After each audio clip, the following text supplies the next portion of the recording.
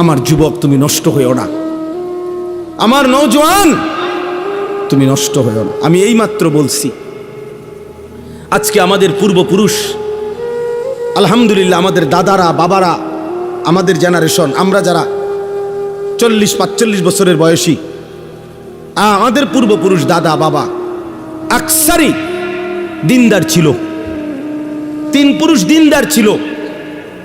আজকে তোমরা যারা 18, 20, 25 বছর বয়সে তোমরা একটা ওয়াক্ত নামাজ পড়ো না, সারা দিন সারা রাত মোবাইল, নারী, ছবি, অশ্লীল দৃশ্য, উলঙ্গ নাচ গান নিয়ে ব্যস্ত আছো, তোমাদের হাতেও একটা জেনারেশন আসবে। আল্লাহ চাহে তো ইনশাআল্লাহ তোমরাও বিয়ে করবা, আল্লাহ দিলে তোমাদেরও বাচ্চা সন্তান হবে। সেদিন তোমরা বুঝবা তোমাদের এই অব্যাহত গুনাহ, অসভ্যতার, অস্থিরতার খেসারত তোমাদেরকেই দিতে হবে। আমি একটা উদাহরণ বলি, শুনেন কামাল ভাই। আমাদের কুমিল্লার, আপনি তো চিনবেনই, মুরাদনগর মাদ্রাসার যিনি মুহতামিম শেখুল হাদিস আল্লামা মুফতি আমজাদ হুসাইন সাহেব, বাংলাদেশের একজন অন্যতম আলেম ওয়ায়েস, উনি নিজে বলছে, এক ভদ্রলোক, ওনার ঘনিষ্ঠ, ওনার মেয়েটা আরেকটা ছেলের সাথে ভাগ্যা গেছে। ভাগ্যা যাওয়ার পরে মেয়েটার তালাশে উনি বহু তালাশ কইরা মোটামুটি সন্ধান পাইয়া আনতে পারে নাই, থানায় মামলা করছে। কসম আল্লাহর, উনি নিজে বলছে, ওই মেয়েটা মেয়ের বাবার কাছে চিঠি লিখছে, এটা চিঠি পাঠাইছে। চিঠির মধ্যে মেয়ে স্পষ্ট লিখছে, আপনারা দুইজন যে কাজটা করেছিলেন অবিকল আমি তো তাই করলাম, এখন আমার বেলায় পুলিশ পাঠালেন কেন? আমার বেলায় থানায় মামলা কেন? আপনারা বাপ মা অত ভাগ্যা গিয়েই বিয়ে করছেন, এখন আমার বেলায় থানায় পুলিশ পাঠালেন কেন, মামলা দিলেন কেন? ওই বাবা অঝরে কাঁদছে যে হ্যাঁ, আমার সন্তান আমার বেইজ্জতি আমারে শোধ দিয়া দিল, আমার পাপ আমারে বুঝায় দিল, ফিরায় দিল আমার সন্তান। এই জন্য প্রিয় সন্তান, মনে রাখো, কোরআনুল কারীমের মধ্যে আছে, আল্লাহ তাআলা বলেন, কালিলাম মা তাশকুরুন, শুকর আদায় করে কম, কালিল, কালিলাম মা তাযাক্কারুন। কোরআনুল কারীমে আল্লাহ বলেন, আমি আল্লাহর কথা থেকে উপদেশ গ্রহণ করে কম। ওয়া কালিলুম মিন ইবাদিয়াশ শাকুর, আল্লাহ তাআলা বলেন আমার কৃতজ্ঞ শুকরকারী বান্দা হয় কম। তাহলে আল্লাহ তাআলা তো কমের প্রশংসা করছেন কিনা বলে? হ্যাঁ, তাহলে সংখ্যা কম কিংবা বেশি সফলতা কিংবা ব্যর্থতার জন্য কোনো বিষয় না। সবাই চিনতে হবে অথবা চিনে না, এই পরিচিত বা অপরিচিতি, এটাও সফলতার কোনো বিষয় না। সবাই চিনলে সফল, সবাই না চিনলে ব্যর্থ, এমন কথা কোরআন সুন্নায় নাই। এটা ইসলামী দৃষ্টিভঙ্গি না। মনে করেন এই কোরআনুল কারীমের মধ্যে 25 জন নবী এবং রাসূলের নাম আছে। কতজন? তাহলে এখন 25 জন নবী এবং রাসূলের নাম আছে। পৃথিবীর অন্যান্য সমস্ত কিতাব একত্র করলে আরো কিছু নবী রাসূলের নাম পাওয়া যাবে।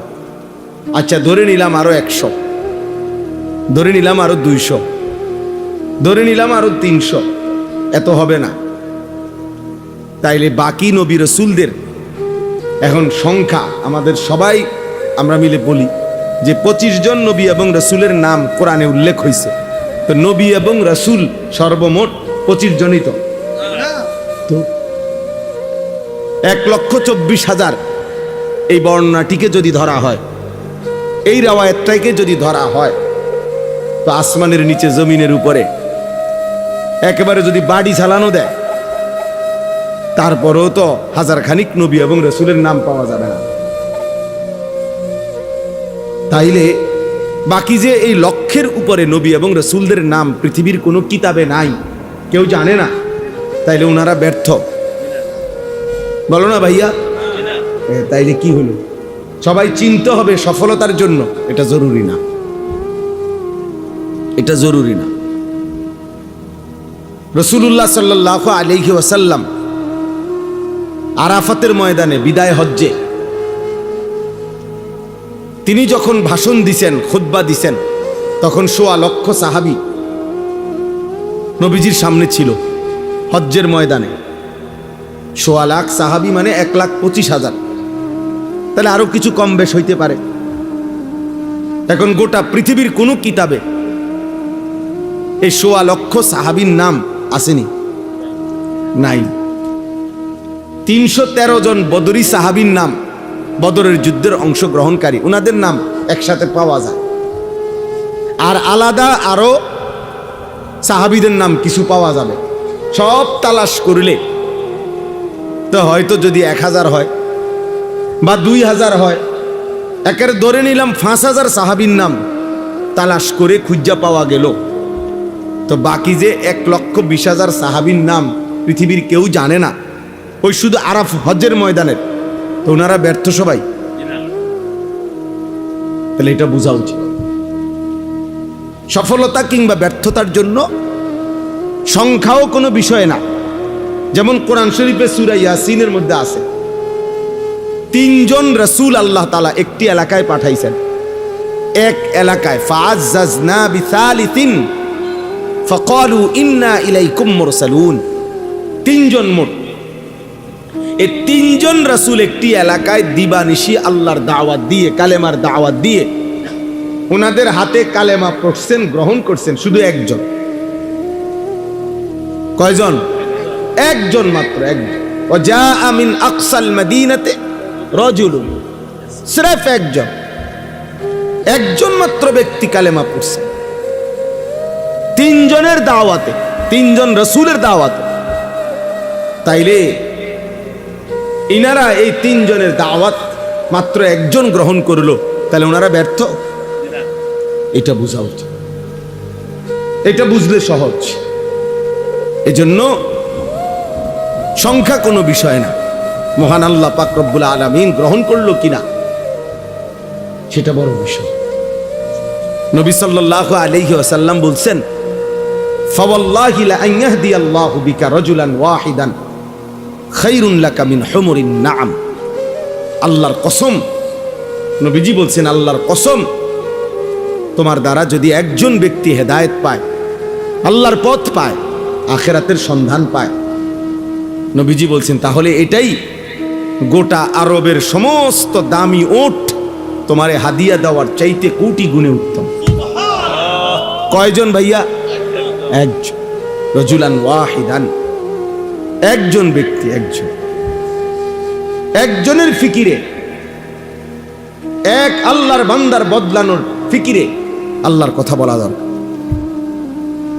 আমাদের যেখানে এখানে যারা উঠতি বয়সের কোন ইমাম সাহেব আছেন, আপনাদের জন্য এটা সবক। আপনারা যদি এটা ভাবতেন, বুঝেন, ইনশাআল্লাহ উম্মতের আরো ফায়দা হবে। নওজোয়ান আলেম যারা উঠতি বয়সের, তাদের জন্য এটা সবক। আমি ওয়াজ করলে শুনবে কয়জন? হ্যাঁ, আমার ওয়াজ শুনবে কয়জন? না, এটা তো আপনারা বলে নাই, আপনারা তো কোনো সংখ্যা বাইদা দেয় নাই। কোরআন সুন্নাতে যে 50 জনের কম হইলে ওয়াজ শুরু করবে না, সাবধান, কবিরা গুনাহ। কথা বলেন না কেন? 48 জন হইলেও কি করবে না? না, সাবধান, মাইকে হু দিবা না। এমন কোন বিধান আছে? তাইলে আল্লাহর কথা বলতে থাকা, আল্লাহর জন্য বলতে থাকা, অল্প হোক বেশি হোক, সারাক্ষণ উম্মতের ফিকির করা। আমাদের দাওয়াত ও তাবলীগের বিশ্ববিখ্যাত মুরব্বী হযরত মাওলানা আহমদ লাট সাহেব দামাত বারাকাতুহুমুল আলিয়া, তিনি বলছেন রাসূলুল্লাহ সাল্লাল্লাহু আলাইহি ওয়াসাল্লাম এবং সাহাবায়ে কেরামের প্রত্যেকের দিলের মধ্যে এই ফিকির ছিল কিভাবে আল্লাহ পাকের এক এক বান্দা জাহান্নাম থেকে মুক্তি পাবে, জাহান্নাম থেকে মুক্তি পাবে। দোস্ত, এটা ছিল নবীজির ফিকির, এটা ছিল সাহাবায়ে কেরামের ফিকির। একজন আল্লাহর বান্দা কিভাবে বেঁচে যাবে। নবী সাল্লাল্লাহু আলাইহি ওয়াসাল্লাম বলছেন, ওয়া আনা আখিযুন বিহুজাজিকুম। এটা আমি বুঝাইতে হবে, এটা তরজমা। তরজমা বুঝাইবার জন্য এইভাবে বুঝাই। আমি যদি আমার এই দোস্ত আবু হানিফ ভাই ও আমরা সাথী, ব্রাহ্মণবাড়িয়া দারুল আরকাম মাদ্রাসা আমরা একসাথে পড়ছি, অনেক মহব্বতের দোস্ত আমার।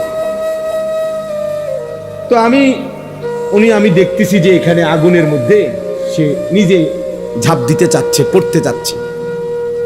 তো আমি তার হাত ধরে বললাম, দোস্ত ওইটা আগুন, তুমি যাইও না, তুমি জ্বলে যাইবা। সে আমার ইচ্ছা করলে উনি আমার হাত ধরে রাখলে ছেড়ে দিতে পারে, ছাড় বেটা, আমি যাবই, তোর কি, ঠিক আছে হতে পারে। এবার আমি কাঁধে ধরলাম, কাঁধে হাত দিয়ে বললাম, দোস্ত না, তুমি ওই আগুনে যাইও না, তুমি জ্বলে যাইবা, তুমি ক্ষতিগ্রস্ত হবা, আমি বন্ধু তোমারে যাইতে দেব না। এবারও ইচ্ছা করিলে কাঁধের হাত সে ছাড়াই দিতে পারে, কাঁধের থেকে হাত নামাই দিতে পারে, সর বেটা, আমি যাবই। আচ্ছা, এইবার যদি আমি এইভাবে কোমরে জড়াইয়া ধরি, কোমরে, যে না দোস্ত আমি তোরে যাইতে দেব না, ওই আগুনে পড়তে দেব না, তাইলে ছেলেরা বাবা তোমরা শোনো, তাইলে নিয়ম কি? হাতের বাঁধন ছেড়ে দেওয়া যায়, কাঁধের থেকে হাত ফেলে দেওয়া যায়, কিন্তু কোমরে যদি কেউ জড়াইয়া ধরে এখান থেকে ছুটে যাওয়া কঠিন কিনা? কথা বলেন না, অনেক কঠিন। খোদার কসম নবী বলছে, ওয়া আনা আখিযুন বিহুজাজিকুম, উম্মত আমি চেয়েছি আমার একটা একটা উম্মতকে এভাবে কোমরে জড়াইয়া ধরে জাহান্নামের আগুন থেকে বাঁচাই, আমি এটা চেয়েছি। আমার এক এক উম্মত তবুও যেন জাহান্নাম থেকে বেঁচে যায়, জাহান্নাম থেকে বেঁচে। এজন্য নবী সাল্লাল্লাহু আলাইহি সাল্লাম দুয়ারে দুয়ারে ঘুরছেন, দাঁড়ে দাঁড়ে ঘুরছেন, কালেমার ফেরি করছেন, কালেমার ফেরি করছেন, কখনো উপরে কখনো নিচে, কখনো হাটে ঘাটে মাঠে বাজারে মেলায় তাবুতে তাবুতে, প্রত্যেক অবস্থায় পাথর মারছে তবুও কালেমার দাওয়াত দিছে, ধাক্কা দিছে তবুও নবী সাল্লাল্লাহু আলাইহি সাল্লাম কালেমার দাওয়াত দিছে। আবু জেহেল উটের পচা নারী ভুরি পিঠের উপরে চাপায় দিছে তবুও কালেমার দাওয়াত দিছে। তায়েফের পাথরের আঘাতে সারা দেহ রক্তে রঞ্জিত করে দিছে, এই রক্ত মাখা দেহ নিয়ে হাত তুলে উম্মতের জন্য বদদুয়া করে নাই, বলছে আয় মাওলা মাফ করে দেন। ওরা বুঝে নাই, ওরা বুঝে নাই, ওরা আমারে চেনে নাই। আল্লাহুম্মা গফির লিকওমি ফাইন্নাহুম লা ইয়ালামুন, আল্লাহ আমার জাতিকে মাফ করে দেন। ওরা বুঝে নাই, ওরা চিনে নাই, ওরা চিনতে পারে নাই। এইভাবে দোস্ত ছেলেরা বাবারা, নবী সাল্লাল্লাহু আলাইহি ওয়াসাল্লাম চেষ্টা করছেন। তারিখে ইবনে খাল্লিকানের মধ্যে আছে, আরবি কিতাব, নবী সাল্লাল্লাহু আলাইহি ওয়াসাল্লাম আবু জেহেলের কাছে 4000 বার কালেমার দাওয়াত দিছে, 4000, 4000 বার শুধু আবু জেহেলকে কালেমার দাওয়াত দিছে। এক ফিকির ছিল, কিভাবে আমার একটা উম্মত বাইচা যাবে, কিভাবে আমার একটা উম্মত জাহান্নাম থেকে বাঁচবে, আল্লাহকে পেয়ে যাবে। একজনের ফিকির করছে, 10 জনের ফিকিরও করছে, কখনো একজনের কাছে, কখনো 10 জনের কাছে, আবার কখনো 1.25 লক্ষ সাহাবীর সামনেও নবীজি কথা বলছে, কথা বলছেন। কবি আরশ पर कभी फरश पर, कभी उनके दर कभी दर बदर, गमे आशिकी तेरा शुक्रिया मैं कहां कहां से गुजर गया।